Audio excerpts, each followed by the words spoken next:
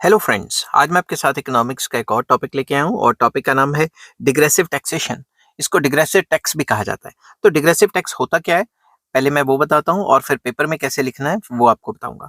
तो सबसे पहले डिग्रेसिव टैक्स एक ऐसा टैक्स होता है जिसमें जैसे जैसे आपकी, मान लो मैंने यहाँ इनकम ले ली और यहाँ टैक्स रेट ले लिया, जैसे जैसे इनकम बढ़ेगी टैक्स का रेट बढ़ेगा, मगर एक हद तक। उसके बाद टैक्स का रेट सेम हो जाएगा। मतलब पहले मान लो 2% टैक्स लग रहा था, फिर 5% हो गया, फिर 8% तक पहुंच गया और इसके बाद 8% ही रहा, आपकी चाहे इनकम जितनी ज्यादा बढ़ती रहे। तो सिंपल वर्ड्स में, शुरू शुरू में इनकम के टैक्स के बढ़ने से जो रेट बढ़ता है उसे तो कहते हैं प्रोग्रेसिव। प्रोग्रेसिव। और जब टैक्स रेट सेम रह जाता है उसे कहते हैं प्रोपोर्शनल। समझ गए बात? तो अब इसको पेपर में कैसे लिखना है वो बताता हूं आपको। It is a taxation system in which the rate of taxation increases initially with the increase in income. शुरू में इनकम के बढ़ने से टैक्स रेट बढ़ेगा up to a certain limit, but after that the tax rate remain same. उसके बाद एक level of income आपने अटेन कर दी, उसके बाद आपके ऊपर टैक्स रेट सेम रहेगा। ठीक है।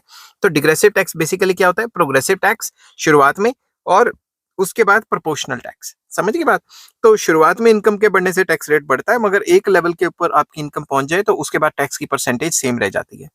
आई होप ये वीडियो आपको पसंद आई होगी। अगर पसंद आती है तो please like, share and subscribe. इस चैप्टर के, जो चैप्टर का नाम था वो था फिस्कल पॉलिसी, और इस चैप्टर के सारे लिंक्स आपको इस वीडियो के डिस्क्रिप्शन में मिल जाएंगे। Take care, bye bye.